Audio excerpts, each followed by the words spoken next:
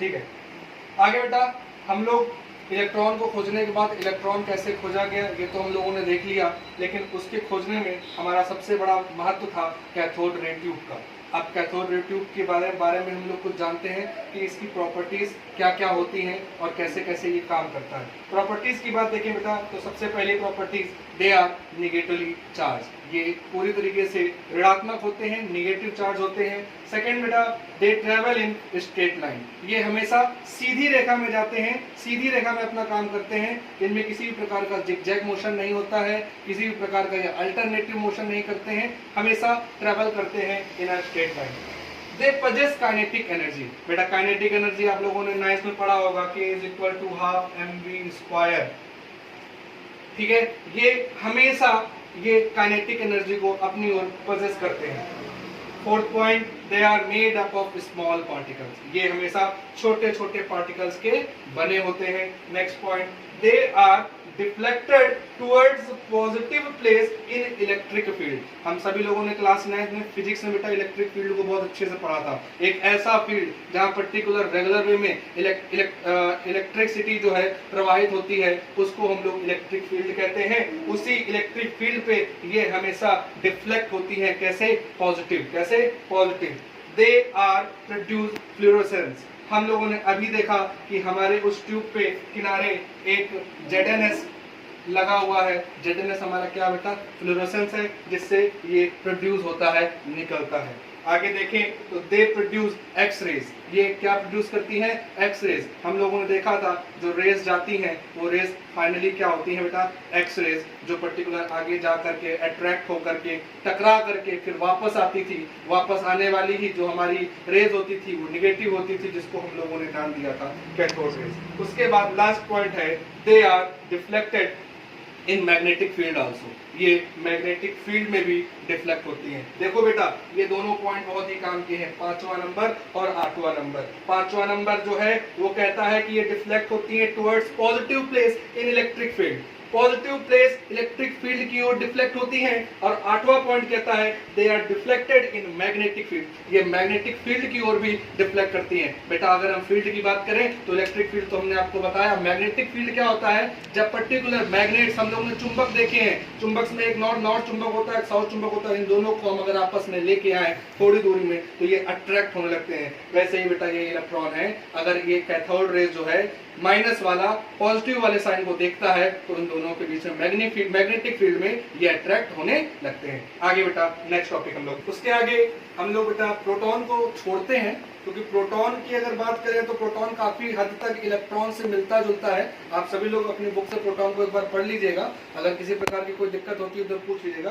अंतर सिर्फ इतना है कि यहाँ पे इलेक्ट्रॉन में हम लोग निगेटिव चार्ज की बात करते हैं और प्रोटॉन पे पॉजिटिव चार्ज की बात करते हैं। इलेक्ट्रॉन का आवेश देखा जाए तो बेटा माइनस में होता है 1.6 × 10⁻⁻19 coulomb. Same it is proton में वो निगेटिव पॉजिटिव में चेंज हो जाता है और हम उसको प्रोटॉन की खोज में काम करते हैं। बस इतना याद रखना है कि प्रोटॉन की खोज किसने की? रदरफोर्ड ने की। हमारे कोर्स में है, सिलेबस में है, पेपर में उतना ज्यादा पूछा नहीं जाता है। आप अपने नॉलेज के लिए बुक से पढ़ लीजिएगा, किसी प्रकार की कोई दिक्कत होती है तो आप मुझसे पूछ सकते हैं।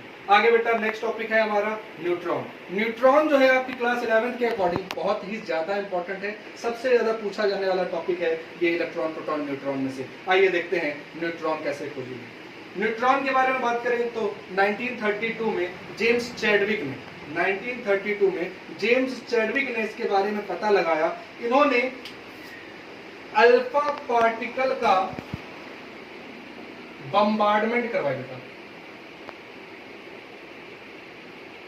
क्या करवाया? इन्होंने अल्फा पार्टिकल का बम्बार्डमेंट करवाया। किसके साथ? बेरिलियम के साथ। किसके साथ? बेरिलियम के साथ। क्या करवाया जेम्स चैडविक ने?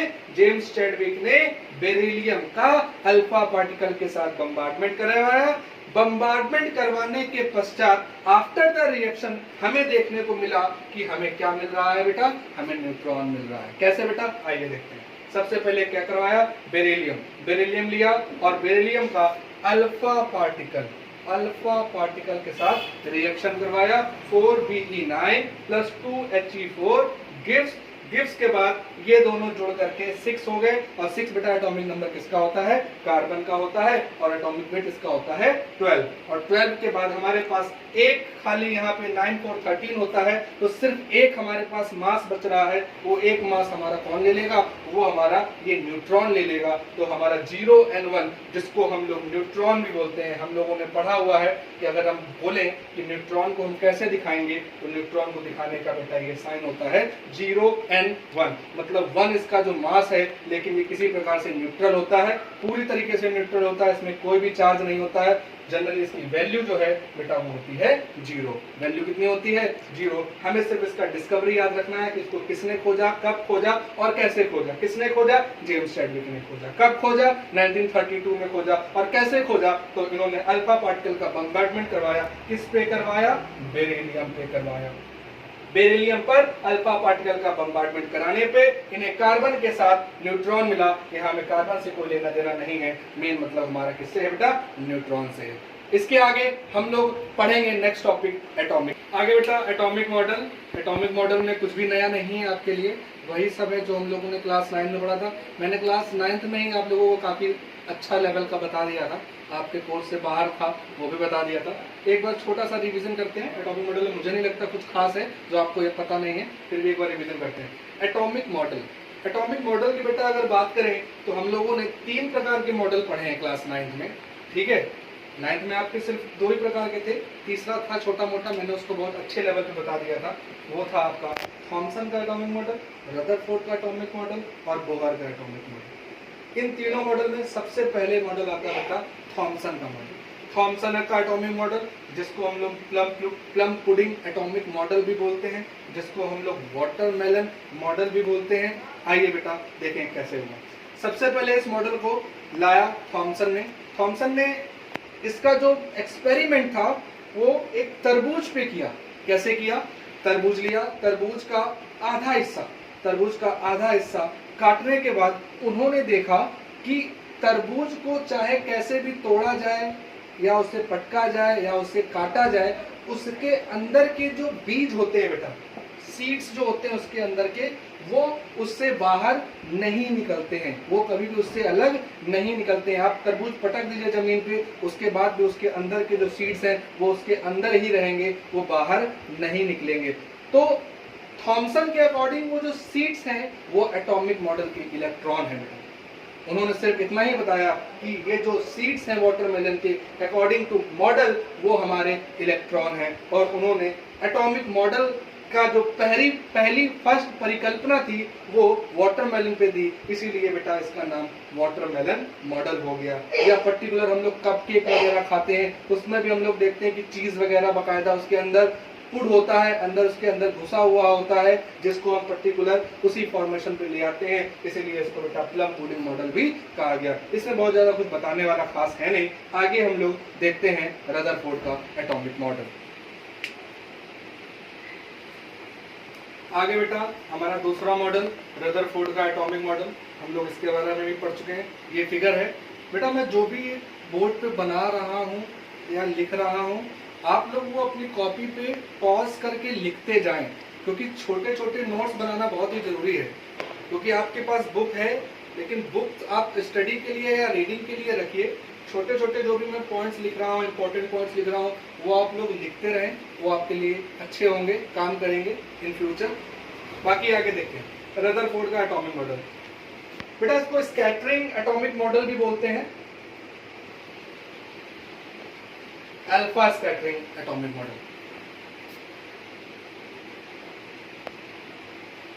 अल्फा स्कैटरिंग एटॉमिक मॉडल जो दिया था रदरफोर्ड ने। क्या किया उन्होंने पर्टिकुलर एक न्यूक्लियस लिया और उस न्यूक्लियस पे लगातार अल्फा रेज की बम्बार्डमेंट कराना स्टार्ट कर दिया। जब उन्होंने अल्फा रेज की बम्बार्डमेंट कराना शुरू किया तो क्या देखने को मिला? आइए देखते हैं। देखने को मिला बेटा बहुत सारे रेज ऊपर और नीचे, जिधर भी आप देखो ऊपर या नीचे बहुत सारे रेज जब जा रहे थे तो वो सीधी रेखा में जा रहे थे, पूरी तरीके से बेटा सीधी रेखा में जा रहे थे। और उनमें किसी भी प्रकार का विचलन नहीं हो रहा था, किसी भी प्रकार का डिफ्लेक्शन नहीं हो रहा था। लेकिन बहुत सारे जब रेज ऐसे चले गए, उसके बाद कुछ रेज ऐसे भी हुए जो डिफ्लेक्ट होने लगे। बेटा सुनने वाली बात है कि डिफ्लेक्ट होने लगे। कौन से रेज डिफ्लेक्ट होने लगे? जब रेज पर्टिकुलर हमारे इस न्यूक्लियस के समीप आने लगे। जैसे जैसे ये रेज हमारे न्यूक्लियस के नियर आने लगे, इनके बीच का डिफ्लेक्शन होना हमें दिखने लगा। मतलब क्या बात बेटा बात समझ में आ रही है कि न्यूक्लियस से जो रेज जितने पास आएंगे वो उतने ही डिफ्लेक्ट होंगे, और जो जितने दूर होंगे उनमें किसी भी प्रकार का बेटा कोई भी विचलन या कोई भी डिफ्लेक्शन नहीं होगा। तो देखिए बेटा, हम लोग ने नंबर ऑफ कुछ वेव्स ली हैं, इन्हीं में हम देखते हैं कि पहली दो रे अगर देखा जाए तो इनमें किसी भी प्रकार का डिफ्लेक्शन नहीं हुआ। बेटा ऊपर नीचे एक ही तरीके से देख लीजिएगा, किसी प्रकार का डिफ्लेक्शन नहीं हुआ। रेज आई, सीधी रेखा में चलती गई, क्योंकि इनके और न्यूक्लियस के बीच की जो दूरी है, जो डिस्टेंस है, वो बहुत ही ज्यादा है। उसके बेटा बाद अगर तीसरी रेज देखें तो तीसरी रेज जो है वो हमारे न्यूक्लियस के थोड़ी करीब है। थोड़ी करीब होने के कारण ये बेटा जो रेज है ये यहाँ से हल्की सी मुड़ गई, और मुड़ने के बाद डिफ्लेक्ट हो गई, अपनी वे में चली गई। सेम इट इज बेटा नीचे भी। उसके पश्चात बेटा जो हमारी चौथी लाइन है, फोर्थ वेव जो है, ये न्यूक्लियस के बहुत पास है, ये एकदम उसके अपोजिट जाने की कोशिश करते हुए ये भी बेटा मुड़ गई। और जो हमारी पांचवी लाइन है वो सीधे जाके उसने जाकर के एक्सट्रैक्ट किया किसको बेटा? न्यूक्लियस को। जैसे वो न्यूक्लियस से टकराई, न्यूक्लियस से टकराने के बाद उसे आगे जाने के लिए कोई विकल्प नहीं था, उसके पास कोई ऑप्शन नहीं था।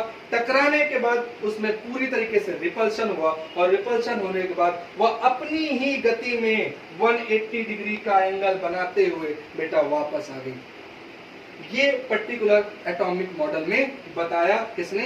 रदरफोर्ड ने, कि जो हमारी अल्फा रेज होती हैं ये जैसे ही न्यूक्लियस से टकराती हैं, न्यूक्लियस से टकराने के बाद 180 डिग्री के साथ ये वापस आ जाती हैं। बेटा कुछ वैल्यूज हैं जो आपके लिए बहुत इंपॉर्टेंट हैं। सीबीएसई बोर्ड या हो, यूपी बोर्ड हो, आईसीएसई बोर्ड हो, एमसीक्यू में बहुत पूछा जाता है न्यूक्लियस का रेडियस कितना होता है। बेटा याद करने वाली बात है, न्यूक्लियस का जो रेडियस होता है वो 10 की पावर -13 सेंटीमीटर से 10 की पावर -12 सेंटीमीटर होता है। बेटा एटॉमिक रेडियस कितना होता है? एग्जैक्ट एटॉमिक रेडियस 10 की पावर -8 सेंटीमीटर होता है, और इलेक्ट्रॉन का रेडियस बेटा हमेशा 10 की पावर -13 सेंटीमीटर होता है।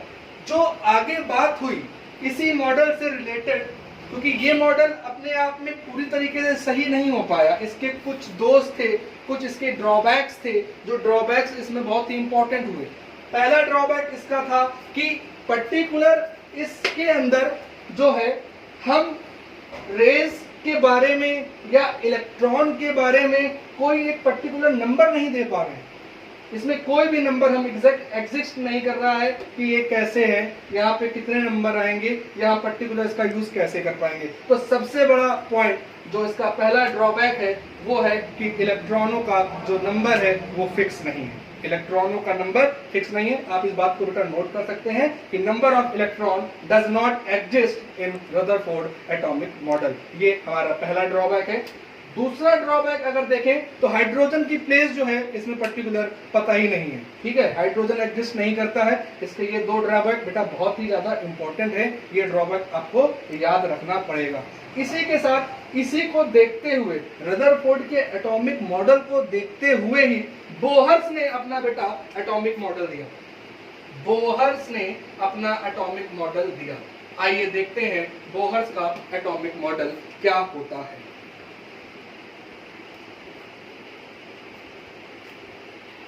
आगे बेटा, आगे हम लोग चालू करते हैं अपना तीसरा atomic model. Very most important, आपके कोर्स में सबसे ज्यादा इसी का काम है।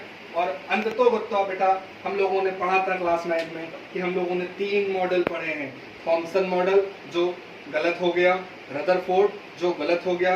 रदरफोर्ड एटॉमिक मॉडल की कमियों को दूर करते हुए बोहर ने अपना एटॉमिक मॉडल दिया, और काफी हद तक इन्होंने उसके कमियों को दूर किया। बेटा देखें, हम लोगों ने अभी ड्रॉबैक्स पढ़े थे, उसी के अकॉर्डिंग हम यहाँ पे बात करें तो रदरफोर्ड के अकॉर्डिंग बोहर ने भी अपना मॉडल बनाया, और बोहर के मॉडल के अकॉर्डिंग उन्होंने क्या किया, पहले देखें रदरफोर्ड का अगर एटॉमिक मॉडल हम यहाँ पे बात करते हैं उसकी भी, क्योंकि इन दोनों के कंपैरिजन से ही ये बोहर आगे बढ़ेंगे।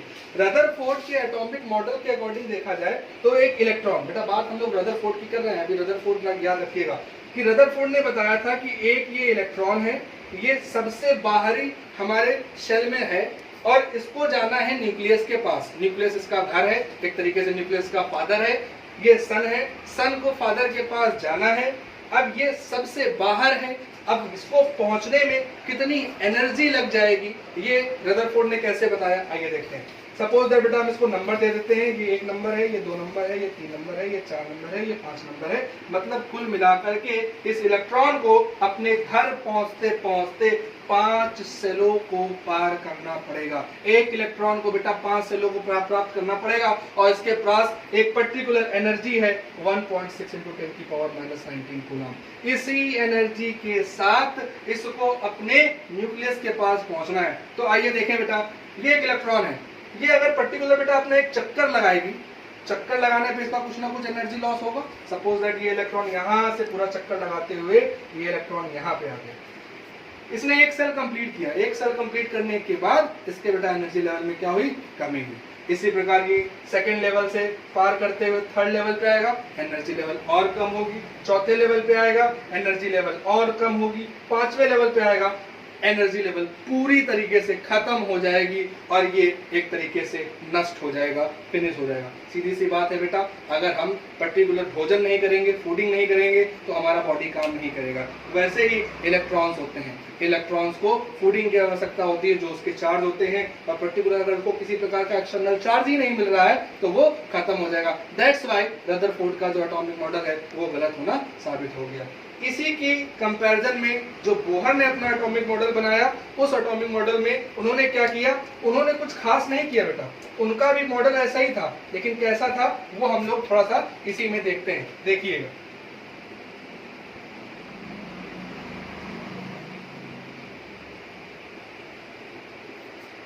फिगर कुछ ज्यादा अच्छा सा नहीं बना है, समझ लीजिएगा। ये हमारा न्यूक्लियस है। उन्होंने, बोहर ने क्या किया, सबसे पहले तो नील्स बोर ने 1913 में ये मॉडल पेश किया और उसमें पर्टिकुलर उन्होंने क्या बताया वो देखते हैं। उन्होंने पर्टिकुलर ये जो हमारे सेल थे, ठीक है, इनको एक नंबर दे दिया, एक पर्टिकुलर हम सबसेल बोल सकते हैं कि इनका सबसेल K, L, M और N। और आप लोगों को याद होगा एक फॉर्मूला हम लोगों ने पढ़ा था 2n², हम लोगों ने पढ़ा था एक फॉर्मूला 2n², और इस फॉर्मूले के अकॉर्डिंग इसको पर्टिकुलर दिखाया KLMN, ठीक है, KLMN, K subshell number 1, L subshell number 2, M 3 और N 4। इसके अकॉर्डिंग अगर बेटा किया जाए तो देखिए कैसा होगा, 2 × 1 का स्क्वायर, 2 × 2 का स्क्वायर, 2 × 3 का स्क्वायर, 2 × 4 का स्क्वायर, 1 का स्क्वायर 2, 2 का स्क्वायर 4 दूनी 8, 3 का स्क्वायर 9 दूनी 18, 4 का स्क्वायर 32। तो पर्टिकुलर बोर्स के एटॉमिक मॉडल से हमने क्या सीखा कि उन्होंने हमें 4 मैजिक नंबर दिए बेटा, 4 मैजिक नंबर। क्या मैजिक नंबर है ये, 2, 8, 18, 32, 2, 8, 18, 32, ये मैजिक नंबर दिए। अब इन मैजिक नंबरों को कैसे काम किया वो भी हम लोग इसी में देखते हैं। आप लोग इसको चाहें तो पर्टिकुलर लिख सकते हैं।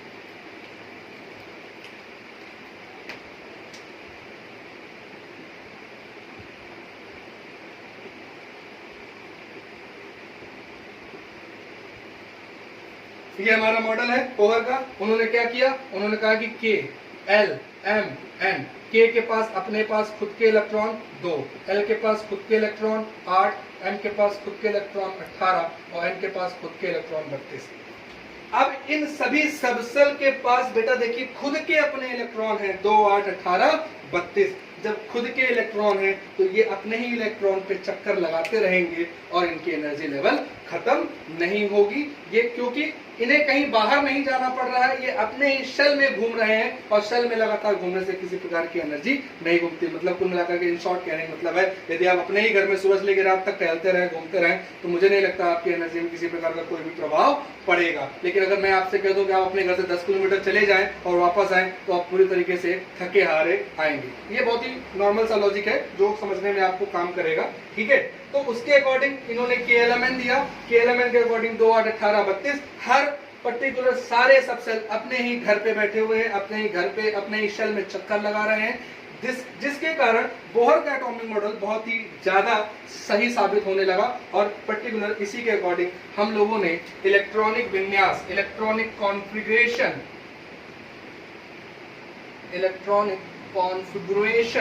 पढ़ना चालू किया। हम लोगों ने क्लास 9 में इलेक्ट्रॉनिक कॉन्फ़िगरेशन पढ़ा था, जिसमें हमारे पास मैजिक नंबर 2 8 18 32 इसका यूज होता था। बेटा इलेक्ट्रॉनिक कॉन्फ़िगरेशन तुमको अभी भी पढ़ना है, लेकिन आप बाउ के रूल से पढ़ना है, बोहर के रूल से नहीं पढ़ना है, ये हमें याद रखना है। मैंने आपको क्लास 10th में आफ बाउ का रूल भी बताया था, आपके कोर्स में बिल्कुल भी नहीं था, लेकिन उसके बावजूद भी आप लोगों के कहने पे, ठीक है, मैंने उसको थोड़ा बहुत बताया था। हमें अब उसी के बारे में पढ़ना है कि इलेक्ट्रॉनिक कॉन्फ़िगरेशन आफ बाउ के अकॉर्डिंग कैसे सॉल्व होता है। बोहर जो भी आप लोगों ने 9th में पढ़ा, 10th में पढ़ा, आपको वो अपने माइंड में रिमाइंड रखना है, लेकिन उसके अकॉर्डिंग काम नहीं करना है। होता बेटा बिल्कुल गलत तो नहीं कह सकते हैं, होता वैसा ही है, मैं आपको शो करके दिखा दूंगा, लेकिन हमें अब सिर्फ आप बाउ का रूल ही पढ़ना है। आइए देखते हैं आप बाउ का रूल क्या होता है।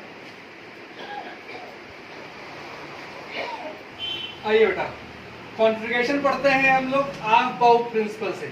अभी तक हम लोगों ने बोहर के अकॉर्डिंग हम लोगों ने कॉन्फ़िगरेशन पढ़ा, जो हमारा 11th की क्लास से काम करना नहीं करेगा, तो हम लोग अब कॉन्फ़िगरेशन करेंगे आफ बाउ प्रिंसिपल से। बहुत ध्यान से देखिएगा बेटा, इसको बहुत ध्यान से। मैं आपको रटवाने की कोशिश नहीं कर रहा हूँ, आप चाहो तो रट सकते हो, मैं दिखाऊंगा रटा कैसे जाता है। समझ लिया आपने तो आपको जिंदगी पर्यंत लाइफ टाइम याद रहेगा। आफ बाउ प्रिंसिपल जो है बेटा, ये एक प्रकार का जर्मन वर्ड है।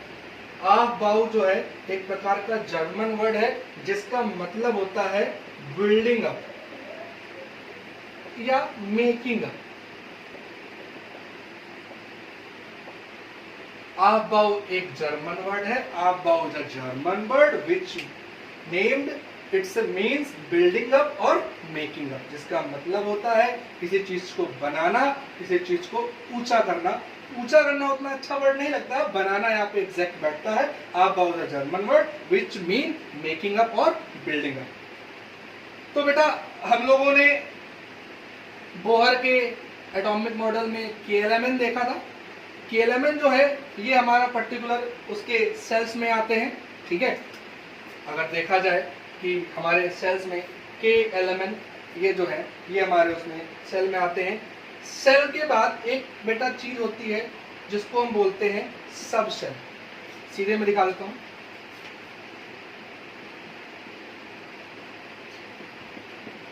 SPDF, ये हमारे उसी मॉडल में होते हैं जिनको हम लोग सब सेल बोलते हैं। क्या बोलते हैं बेटा? सब सेल। KLMN क्या होते हैं? KLMN बेटा हमारे शेल होते हैं, याद रखिएगा, बहुत ही कंफ्यूजन होता है। KLMN ये हमारे सेल होते हैं और SPDF जो है ये हमारे सब सेल होते हैं। इन्हीं सब सेल के अकॉर्डिंग जो है हम आफ बाउ का प्रिंसिपल काम करते हैं। आफ बाउ की जो एक सीरीज होती है कि उस सीरीज में कैसे हम पर्टिकुलर रखें, उसके लिए एक नॉर्मल सा फंडा है, वो फंडा हम देखते हैं। क्या किया बेटा हमने, देखिए 1 से लेकर 8S, फिर एक ऊपर छोड़ेंगे एक नीचे छोड़ेंगे, 2 से लेके 7, फिर 3 से लेके 6 और 4 से लेके 5। ये मैंने SPDF की एक सीरीज बना ली। इसको हम लोग इस क्रम में तोड़ते हैं। इसी पे आप देखिएगा, थोड़ा सा आपको यहाँ खिचड़ी टाइप लगेगी, लेकिन बहुत ही कायदे में समझ में आ जाएगा। मैं आपको बताता हूँ कैसे, बस आप देखते रहें।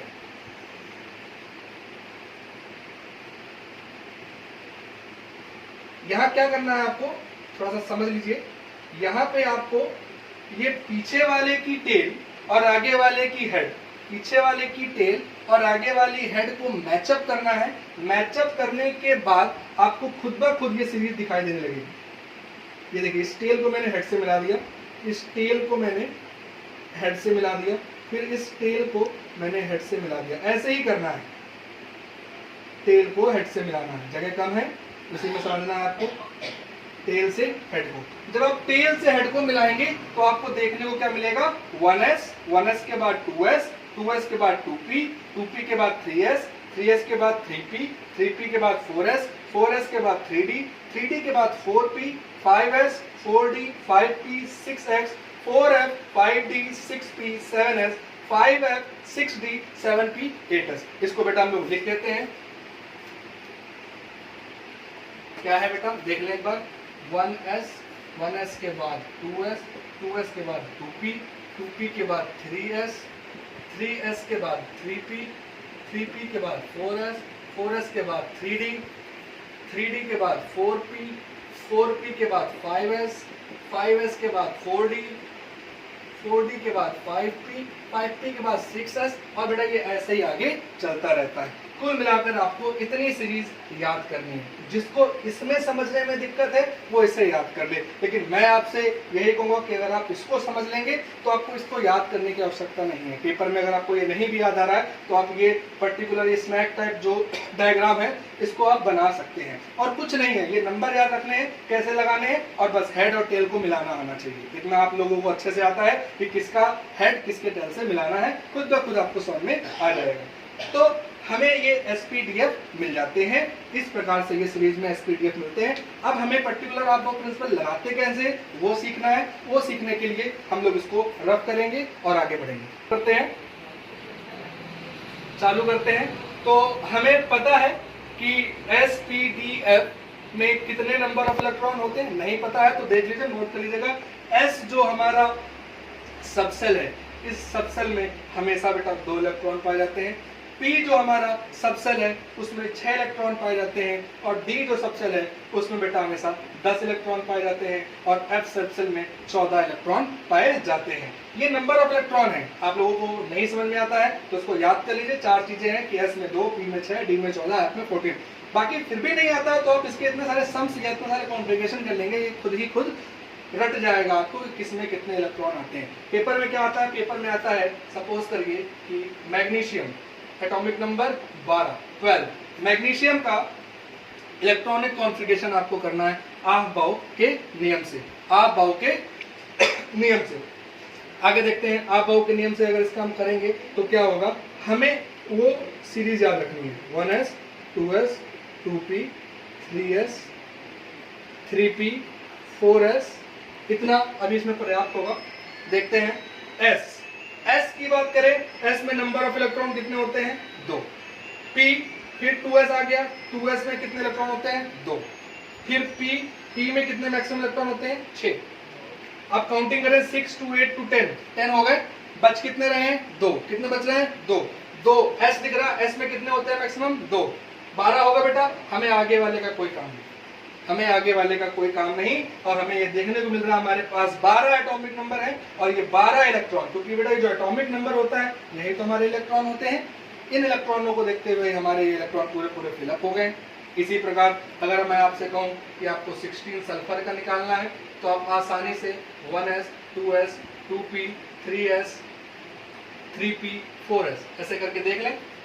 1s में 2, s में 2, p में 6, फिर 2, कितने हो गए बेटा, 12 हो गए। कितने की नीड है आपको, 4 की नीड है। P में मैक्सिमम तो 6 होते हैं लेकिन जरूरत सिर्फ 4 की है, 4 रखेंगे और आगे छोड़ देंगे। इसी प्रकार एक और देख लेते हैं, 20 का देख लेते हैं बेटा, 20 कैल्शियम। फिर वही काम करें, 1s, 2s, 2p, 3s, 3p, 4s, 3d। S में मैक्सिमम कितने इलेक्ट्रॉन होते हैं बेटा, 2 होते हैं। फिर S में कितने होते हैं बेटा, 2। P में कितने, 6। S में कितने, 2। P में कितने बेटा, 6। काउंट कर लेते हैं एक बार, 6 4 10 12 6 18 हो गए। कितने की जरूरत है, 20 की। 20 माइनस 18 बचा 2। S दिख रहा है, S में मैक्सिमम कितने इलेक्ट्रॉन होते हैं, 2। यहाँ पे मैं किसी प्रकार से D की कोई वैल्यू की आवश्यकता नहीं है। इस प्रकार से बेटा हम पर्टिकुलर इसका इलेक्ट्रॉनिक कॉन्फ़िगरेशन करते हैं। और क्लास 11th का जब भी कोई स्कूल में एग्जाम होगा तो आपको इसके क्वेश्चन जरूर देखने को मिलेंगे, आपको इसमें करना है बेटा। इसमें भी कुछ एजम्पशंस होते हैं, वो एजम्पशंस हम लोग देखते हैं आगे की स्लाइड में। आइए बेटा, हम लोगों ने इलेक्ट्रॉनिक कॉन्फ़िगरेशन पढ़ा। मैंने आपको बताया कि इसमें कुछ एजम्पशंस होते हैं, कुछ एजम्पशंस जो आप जैसे करेंगे नॉर्मल फॉर्मेशन में वैसे वो गलत हो जाएंगे। पहले तो ये बात। और दूसरी बात था, आप लोगों को 1 से लेके 30 तक के एटॉमिक नंबर, जो मैं आपको 9th में भी कहता था, वो फिर कहता हूँ कि 1 से लेके 30 तक के एटॉमिक नंबर जब तक पूरी तरीके से याद नहीं होंगे आप लोग इलेक्ट्रॉनिक कॉन्फ़िगरेशन नहीं कर सकते हैं। तो ये आपको मुझवाने याद होने चाहिए। जो भूल चुके हैं वो दोबारा से एक बार रिवाइज कर लें, जिनको याद है वो ओवर कॉन्फिडेंट में मत जाएं, दोबारा एक बार पढ़ लें, बहुत ही ज़्यादा इंपॉर्टेंट है। आइए देखते हैं, जिस प्रकार से मैंने बताया उस हिसाब से अगर देखें तो आप लोग कैसे करेंगे। ये देखिए 1s 2s 2p 3s 3p 4s 3d। इसमें बेटा भरते हैं तो s में कितने भरते हैं 2, फिर s में कितने भरते हैं 2, p में कितने भरते हैं 6, s में कितने भरते हैं 2, p में कितने भरते हैं 6, s में भरते हैं कितने 2। बेटा नंबर काउंट करते हैं, 6 4 10 12 6 18 2 20 20 हो गए। जरूरत कितने की है 4 की जरूरत है, यहाँ पे हम लोगों ने 4 कर दिया। ऐसे आप करेंगे नॉर्मल वे में, ठीक है बेटा, नॉर्मल वे में ऐसे करेंगे जैसा मैंने बताया आपको, ठीक है। लेकिन ये बेटा इसमें रॉन्ग हो जाएगा क्योंकि ये एजम्पशन है बेटा, इसको याद रखना पड़ेगा। ये दोनों ही हमारे एजम्पशन है। क्यों एजम्पशन है आइए देखें। देखिए बेटा, ये S अपने घर में कंप्लीट है क्योंकि S में जो है 2 इलेक्ट्रॉन होते हैं और 2 इलेक्ट्रॉन पूरे पूरे कंप्लीट हो रहे हैं। P में 6 इलेक्ट्रॉन होते हैं, P में 6 इलेक्ट्रॉन होते हैं, पूरे पूरे कंप्लीट हो रहे हैं। D में बेटा 10 इलेक्ट्रॉन होते हैं। बेटा सुनने वाली बात है, समझने वाली बात है, बहुत कान खोल करके सुनिएगा। D में 10 इलेक्ट्रॉन होते हैं, 10 इलेक्ट्रॉन होते हैं। Maximum number of electron D में जो होता है बेटा वो 10 होता है, ठीक है 10 होता है। अगर यहाँ पे 10 इलेक्ट्रॉन नहीं है तो बेटा ये इलेक्ट्रॉन अपने घर में कंप्लीट नहीं है। कंप्लीट नहीं है इसका मतलब स्टेबल नहीं है, और स्टेबल नहीं है मतलब ये पूरा कॉन्फ़िगरेशन कैसा हो जाएगा, अनस्टेबल हो जाएगा। तो बेटा एक रूल था N+L का रूल, ठीक है बेटा, इसको क्लेवेस्की ने दिया था। हिंदी में लिखे दे रहा हूं, अंग्रेजी में क्या पता समझ में ना आए। क्लेवेस्की ये एक साइंटिस्ट थे, इन्होंने इस रूल को दिया। ये रूल इसमें बहुत काम आता है बेटा, ये रूल इसमें बहुत ज्यादा काम आता है क्योंकि अगर देखा जाए कि हमारा ये जो डी सबसेल है बेटा ये 10 इलेक्ट्रॉन मांगता है, और कोई भी चीज स्टेबल कॉन्फ़िगरेशन में स्टेबल तभी होती है जब या तो वो कंप्लीट हो, कंप्लीट का सेंस इलेक्ट्रॉन से है, या तो उसके नंबर ऑफ इलेक्ट्रॉन कंप्लीट हो और या तो हाफ कंप्लीट हो।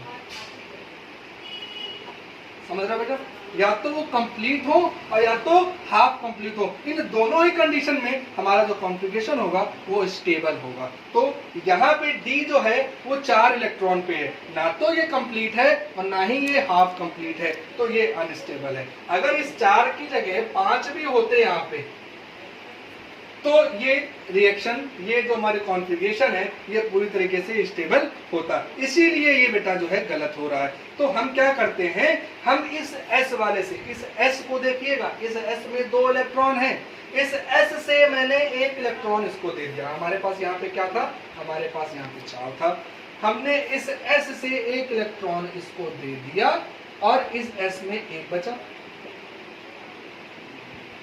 और इसके पास 5 हो गया। अब देखियो बेटा, ये S में 2 है, S में 2 है, P में 6 है, S में 2 है, P में 6 है और D में 5 हो गया और S में 1 है। ये दोनों ही बेटा देखे हैं तो ये दोनों ही अभी किस पोजीशन पे हैं, ये दोनों ही बेटा अभी हाफ फिल्ड पोजीशन पे हैं।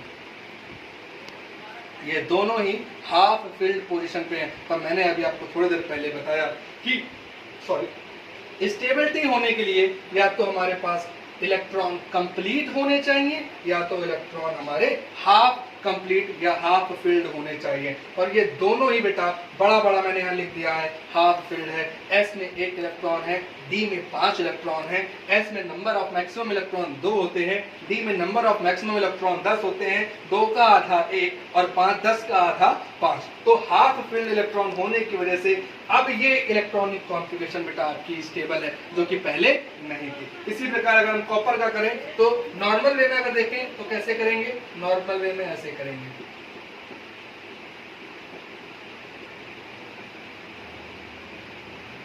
नॉर्मल वे में तो बेटा ऐसे ही करेंगे ना, लेकिन ऐसे करेंगे तो फिर वही समस्या आएगी कि ये सब तो कंप्लीट है और डी में बेटा कितने इलेक्ट्रॉन है, 9 इलेक्ट्रॉन है, डी में चाहिए कितने 10 इलेक्ट्रॉन चाहिए या तो 5 इलेक्ट्रॉन चाहिए। 5 तो हम यहाँ से कर नहीं सकते हैं, 10 इलेक्ट्रॉन यहाँ पे है नहीं, तो इस समय ये यहाँ पे स्टेबल नहीं है और नॉन स्टेबल होने की वजह से ये कॉन्फ़िगरेशन आपका रॉन्ग हो जाएगा। तो हमें रॉन्ग नहीं राइट करना है। राइट करने के लिए हम इस S से एक इलेक्ट्रॉन इसको दे देंगे तो ये 9 से 10 हो जाएगा। तो ये S वाला जो पोर्शन है ये हमारा हाफ फिल्ड हो जाएगा बेटा, ये हमारा हाफ फिल्ड हो जाएगा। हाफ फिल्ड होने की वजह से भी ये स्टेबल हो जाएगा।